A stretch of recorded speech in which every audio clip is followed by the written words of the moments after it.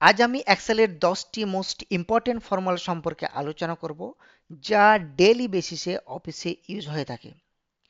Hi guys, I am Gourinath, your online educator.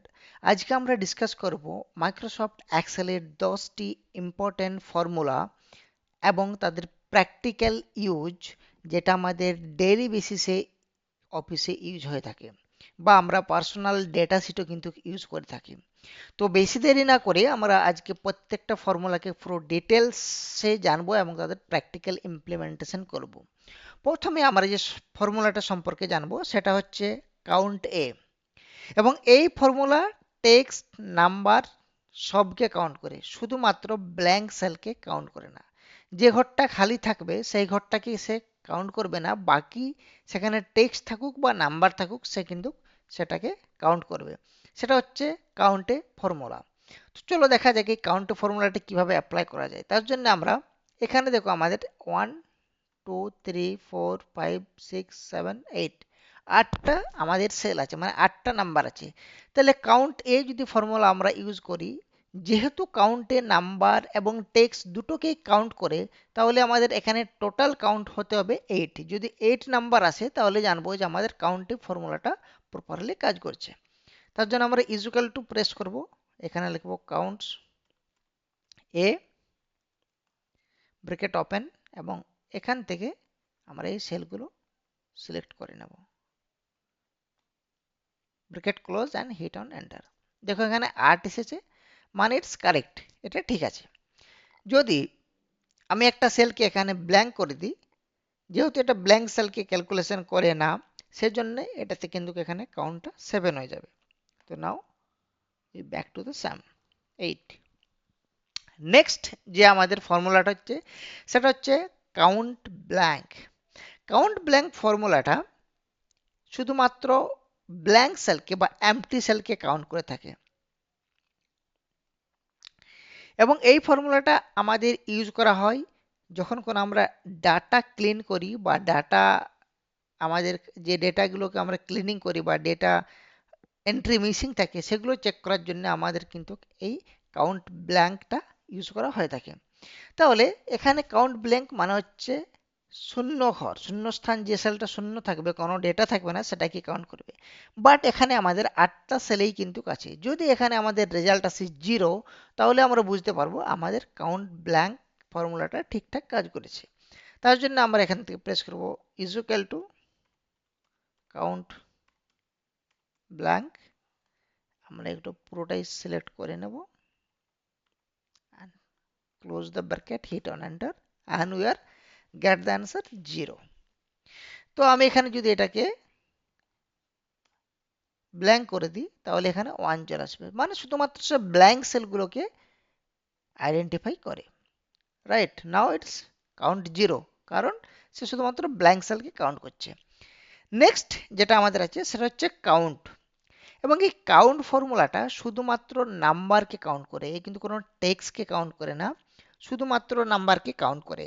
যে সমস্ত numeric data থাকে সেই নিউমেরিক ডেটাকেই কিন্তু সে ক্যালকুলেট করতে পারে, কোনো টেক্সট বা আলাদা কোনো সেন্টেক্স থাকলে সেগুলোকে সে কিন্তু কখনোই কাউন্ট করে না। তাহলে এখানে আমাদের যে 8টা সেল আছে তার মধ্যে দুটোতে আছে আমাদের টেক্সট, ফার্স্ট এবং লাস্ট কলামে, এবং বাকি 6টাতে আছে আমাদের নিউমেরিক ডেটা। তো আমাদের যদি এই কাউন্ট অপশনটা 6 রেজাল্ট দেয় তাহলে জানবো যে কাউন্ট ইজ ওয়ার্কিং প্রপারলি। চলো তাহলে ইমপ্লিমেন্ট করে দেখি। ইকুয়াল টু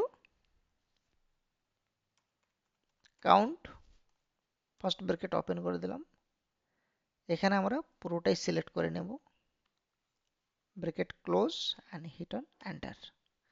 তাহলে আমাদের এখানে 6 দিচ্ছে, কারণ কাউন্ট ফর্মুলা শুধুমাত্র নিউমেরিক ভ্যালুকে কাউন্ট করে তাই।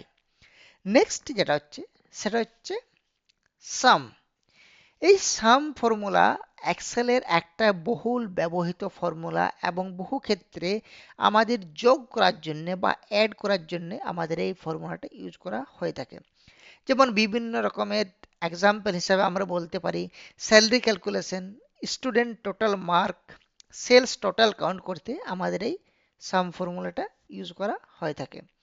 তো এই সাম ফর্মুলাটা একই রকমভাবে আমাদের নিউমেরিক ডেটাকেই কিন্তু কাউন্ট করে বাকিগুলোকে কাউন্ট করে না, বাকিগুলোকে যোগ করে না, কারণ নাম্বারই শুধুমাত্র যোগ করা যায়, তাই তো? তো আমরা ইকুয়াল টু SUM দিয়ে দিলাম, ব্র্যাকেট ওপেন হয়ে গেল, ট্যাব প্রেস করে আমরা পুরোটাই সিলেক্ট করব and bracket close, hit on enter. এখানে আমাদের পেয়ে যাচ্ছে 722.25, এই রেজাল্ট আসছে। এইবারে আমরা জাস্ট দেখে নেব একবার শুধুমাত্র নিউমেরিকগুলোকে নিয়ে, শুধুমাত্র নিউমেরিকগুলোকে আমরা নেব and then same number. So আমরা এখানে কিন্তু সাম শুধুমাত্র নিউমেরিককে অ্যাড করছে বা যোগ করছে। নেক্সট আমাদের যেটা আছে সেটা হচ্ছে ম্যাক্স ফর্মুলা। ম্যাক্স ফর্মুলা আমাদের সবচেয়ে ম্যাক্সিমাম নাম্বারটাকে আইডেন্টিফাই করতে সাহায্য করে। সবচেয়ে বড় যে নাম্বারটা সেটাকে বাছাই করতে আমাদের কিন্তু এই ম্যাক্স ফর্মুলাটা ইউজ করা হয়ে থাকে। যেমন highest mark, maximum sales, total highest mark, এই সমস্ত যে জিনিসগুলো আছে সেগুলোকে কিন্তু কাউন্ট করতে সাহায্য করে। একই রকমভাবে এটাও কিন্তু নিউমেরিককে শুধুমাত্র ক্যাচ করে বা নিউমেরিকের উপরে কাজ করে। So equal to MAX, max নিয়ে নিলাম, ব্র্যাকেট ওপেন হয়ে গেল। আমরা যদি এখানে পুরো সেলটা দিই তাহলে আমাদের যে টোটাল নাম্বারটা সেটা হচ্ছে আমাদের ম্যাক্সিমাম নাম্বার, তো সেটাই আমাদেরকে এখানে দেখাবে 310, যেটা আমাদের ছিল ম্যাক্সিমাম নাম্বার, সেটা কিন্তু এখানে দেখাবে, রাইট? সো এখানে যদি আমি আবার এখানে চেঞ্জ করে দিই, একটা জিরো বাড়িয়ে দিই, তাহলে 850 আমাদের ম্যাক্সিমাম নাম্বার হয়ে যাবে। তো maximum number is identify the maximum number from this table. তো এটাই হচ্ছে ম্যাক্সিমাম নাম্বারের কাজ। এবার হচ্ছে আমাদের মিনিমাম। এই মিনিমাম ফর্মুলাটি সবচেয়ে ছোট নম্বর বার করতে সাহায্য করে। যেমন lowest mark, minimum salary, minimum sales, এগুলোতে ব্যবহার করার জন্য আমাদের মিনিমাম ফর্মুলা ইউজ করা হয়ে থাকে। তার জন্য আমাদেরকে এখানে equal to MIN minimum, bracket close and then select all the cell. যদিও আমাদের নিউমেরিকের উপরেই কাজ করবে, and hit on enter and you can get this list number, minimum number here. So minimum যে ফর্মুলাটা সেটা শুধুমাত্র আমাদের মিনিমাম নাম্বার বার করার জন্য ইউজ করা হয়ে থাকে। নেক্সট যেটা হচ্ছে আমাদের সেটা হচ্ছে অ্যাভারেজ।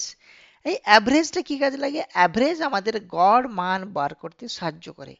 ঠিক আছে, গড় মান মানে টোটাল সংখ্যার যোগফল বাই টোটাল সংখ্যা। ঠিক আছে, যেন 5টা ঝুড়িতে 5টা করে করে আম আছে, ঠিক আছে, তাহলে 5টা ঝুড়িতে 5টা করে করে 15/3, মানে একটা ঝুড়িতে 5টা করে আম আছে, এইভাবে বোঝানো যায়। তো এটা বার করার জন্য আমাদের যে ফর্মুলাটি ইউজ করতে হবে সেটা হচ্ছে ইকুয়াল টু অ্যাভারেজ, অ্যান্ড আমরা এখানে যদি অ্যাভারেজ নিই তাহলে কিন্তু আমাদের অ্যাভারেজটা আলাদা আসতে হয়ে গেল এটা, ঠিক আছে। নেক্সট আমরা যদি অ্যাভারেজ এটা নেই, দেন হিট অন এন্টার 99, এখানে অ্যাভারেজ কিন্তু আমাদের না টেক্সটকে কলামকে কাউন্ট করে, না সেখান থেকে কিছু করে, শুধুমাত্র নিউমেরিকের উপরে কাজ করে। এটা ছিল আমাদের অ্যাভারেজ ফর্মুলা। নেক্সট আমাদের যেটা আছে সেটা হচ্ছে ডেটা ভ্যালিডেশন বা ড্রপ ডাউন লিস্ট তৈরি করা। ঠিক আছে, তো আমরা ডেটা ভ্যালিডেশন বা ড্রপ ডাউন লিস্ট তৈরি করার ক্ষেত্রে আমরা একটা জিনিস এখানে করে নিতে পারি, যেটা হচ্ছে স্টুডেন্ট নামটা আমরা এখানে কপি করে নিলাম। এইবারে আমরা চাইছি যেখানে সব স্টুডেন্টকে আমরা ড্রপ ডাউন হিসেবে পেতে চাই। ড্রপ ডাউন হিসেবে পাওয়ার জন্য আমাদের যেটা করতে হবে সেটা আমাদের যেতে হবে কি ডেটা ট্যাবে। ডেটা ট্যাবে যাওয়ার পরে আমাদের এখানে একটা অপশানস আছে ডেটা ভ্যালিডেশন। ডেটা ভ্যালিডেশনে ক্লিক করতে হবে। ক্লিক করার পর এখানে অনেকগুলো অপশানস আছে, আমরা এখানে লিস্ট সিলেক্ট করে নিলাম এবং লিস্টে আমাদের এই যে এটা আছে এটাকে ডিলিট করে আমরা স্টুডেন্টের যে নামগুলো আছে সেগুলো এখানে নিয়ে নেব and click on okay, right? তাহলে এখানে আমার একটা দেখো ড্রপ ডাউনের জন্য একটা ট্রিঙ্গেল এখানে তৈরি হয়ে গেছে। এখান থেকে আমরা সিলেক্ট করে যে কোনো স্টুডেন্টের নাম কিন্তু আমরা এখানে সিলেক্ট করে নিতে পারি। এবং এটা আমাদের কিন্তু খুব কাজে লাগে, রাইট? এটা আমাদের কিন্তু খুব হেল্প করে, রাইট? কেমন হেল্প করে? যেন এখান থেকে আমরা সমস্ত ডিটেলস পেয়ে যাচ্ছি একটা ড্রপ ডাউনের মধ্যে, তাহলে আমাদেরকে বারবার এখানে কপি এখানে করে পেস্ট করতে হচ্ছে না, বা আমাদেরকে এখানে টাইপ করতে হচ্ছে না। তো এটা ছিল ডেটা ভ্যালিডেশনের কাজ, বা ডেটা ভ্যালিডেশন বা ড্রপ ডাউন তৈরি করা, সেটাই কাজ। নেক্সট আমাদের মোস্ট ইম্পর্টেন্ট যেটা হচ্ছে কন্ডিশনাল ফরম্যাটিং। এই কন্ডিশনাল ফরম্যাটিং কি কাজ করে? কন্ডিশনাল ফরম্যাটিংটা সেলকে আমরা হাইলাইট করতে পারি বিভিন্ন রকমের কন্ডিশনের উপর ডিপেন্ড করে। এটা কি করে? ডেটাকে অ্যানালাইজ করতে সাহায্য করে, রাইট? ডেটাকে অ্যানালাইজ করতে সাহায্য করে।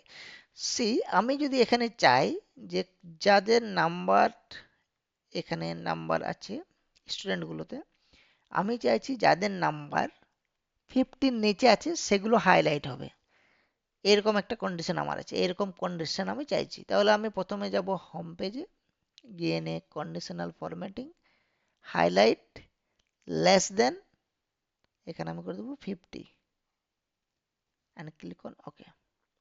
তাহলে দেখো খুব সহজেই আমি এখানে একটা দেখতে পাচ্ছি যে 50-এর নিচে যে নাম্বারগুলো আছে সেগুলো কিন্তু অলরেডি হাইলাইট হয়ে গেছে। তো এখান থেকে আমি খুব সহজেই বুঝতে পারবো যে সবচেয়ে কম নম্বরটা বা সবচেয়ে লিস্ট নাম্বার যেগুলো আমার চাই না বা যেগুলোতে ইমপ্রুভমেন্ট করতে হবে যে সাবজেক্টগুলোতে, সেগুলোর নাম্বারে আমি যদি হাইলাইট করে দিই কন্ডিশনাল ফরম্যাটিংয়ের সাহায্যে, তাহলে ডেটাটা খুব সহজেই আমরা অ্যানালাইজ করতে পারবো। আবার এখানে যদি আমরা এটা রিমুভ করার জন্য যাব conditional formattings, clear rules and entire sheet, এটা চলে যাবে, ঠিক আছে? এবং নেক্সট যেটা হচ্ছে সেটা হচ্ছে টেক্সট টু কলাম। এই টেক্সট টু কলামের জন্যে তোমাকে কি করতে হবে? একটা আমরা নোটপ্যাড ওপেন করে নিই, ঠিক আছে? এবং নোটপ্যাডে আমার এই ডেটাটা আছে, এটা টেক্সট আকারে আছে। টেক্সট টু কলাম আমরা কিভাবে করব? তার জন্য আমি এটাকে এখানে পেস্ট করে দিলাম।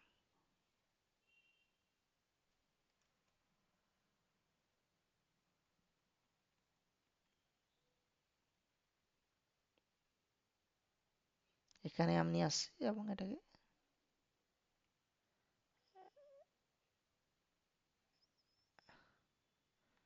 জাস্ট,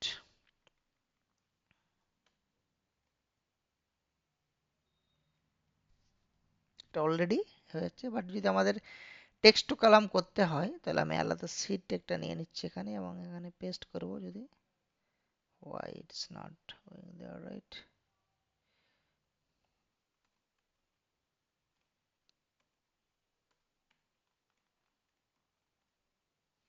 এখানে যাব and then go there, paste this, right? So আমাদের যদি কোনো এমনি ডেটা থাকে যে ডেটাটা আমাদের একটা জায়গাতেই, জাস্ট এ মিনিট, আমরা যাবো এই সেলটাতেই, এটাকে আমরা রিমুভ করে দেব অ্যান্ড এটা আমাদের ডেটা, রাইট? এই ডেটাটা আছে। টেক্সট টু কলাম করার জন্য আমরা কি করব? আমরা চাইছি যে প্রত্যেকটা নাম্বার আলাদা আলাদা সেলে চলে যাবে। তাহলে আমরা এটাকে সিলেক্ট করব, সিলেক্ট করে চলে যাব ডেটাতে। ডেটা থেকে টেক্সট টু কলাম যে অপশনটা আছে সেখানে ক্লিক করব, সেখানে ক্লিক করার পরে নেক্সট করব এবং নেক্সট করে আমাদের এখানে যে আদার্স অপশন আছে এখানে কমা আমরা সিলেক্ট করব। হোয়াই সিলেক্ট কমা? কারণ আমাদের প্রত্যেকটা নাম্বার কমা দ্বারা যুক্ত হয়ে আছে, ঠিক আছে? তাহলে আলাদা করতে গেলে কমাগুলোকে আমাকে বাদ দিতে হবে। Click on next, click on finish and we are getting this result. তো এইভাবেই আমরা টেক্সট টু কলাম ফর্মুলাটা ইউজ করে কোনো টেক্সটকে কোনো নোটপ্যাড থেকে বা ওয়ার্ডপ্যাড থেকে আমরা যদি এক্সেলে পেস্ট করি, সেখানে যদি আমাদের বিভিন্ন কমা, সেমিকোলন বা কোনো রকমভাবে যুক্ত থাকে, সেটার থেকে আলাদা করার জন্য আমাদের টেক্সট টু কলাম ফর্মুলাটা ইউজ করা হয়ে থাকে। আজকে তাহলে আমরা এই ইম্পর্টেন্ট 10টা ফর্মুলা সম্পর্কে আলোচনা আলোচনা করলাম। এই 10টি ফর্মুলা ব্যবহার করে আমাদের কি সুবিধা হবে সেটা আমরা একটু জেনে নিই। ডেটা অ্যানালিসিস করা খুব সোজা হবে, অফিসের কাজ খুবই দ্রুত হবে এবং ইন্টারভিউতেও কিন্তু সাহায্য করবে। প্রত্যেকটা ফর্মুলা ইজ ভ্যারি ইম্পর্টেন্ট। যেমন অনেক সময় বলা হয় কাউন্টে, কাউন্ট ব্ল্যাঙ্ক এবং কাউন্ট এর মধ্যে ডিফারেন্স কি, ঠিক আছে?